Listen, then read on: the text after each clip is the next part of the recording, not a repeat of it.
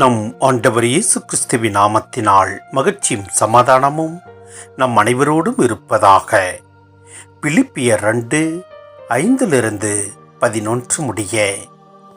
கிறிஸ்து இயேசு கொண்டிருந்த மனநிலையே உங்களிலும் இருக்கட்டும்.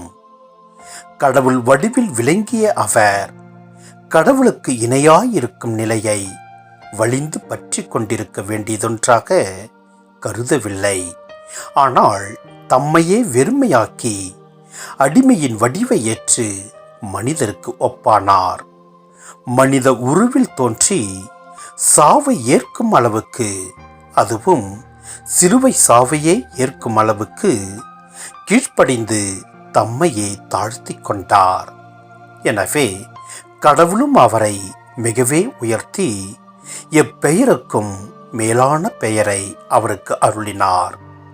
ஆகவே இயேசுவின் பெயருக்கு விண்ணவர் மன்னவர் கீழுலகோர் அனைவரும் மண்டியிடுவர்.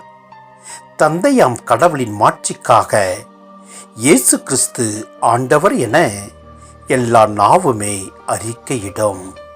சிந்தனை: உலகம் உருவாகும் முன்பே தந்தையாம் இறைவனோடு இருந்த மனிதரான மாட்சிப்படுத்தப்பட்ட இயேசு கிறிஸ்துவை புகழ்ந்து எழுதப்பட்ட கிறிஸ்துவ சமூக பாடலை பவுல் இங்கு எடுத்தாளுகிறார். இயேசு மனிதரான நிகழ்வு எசாயாவின் இறை ஊழியரின் 4வது பாடலை பிரதிபலிக்கிறது. எசாயா 52:13-53 நாம் பார்க்கின்றோம். மேலும் இயேசு மனிதராக தோன்றியது மட்டுமல்ல, அவர் இறை உரிமைகளையும் தனி சலுகைகளையும் ஒதுக்கி வைத்துவிட்டு மனித துயரங்கள், வேதனைகள், சோதனைகள், துன்பங்களோடு தம்மை அடையாளப்படுத்தி கொண்டார்.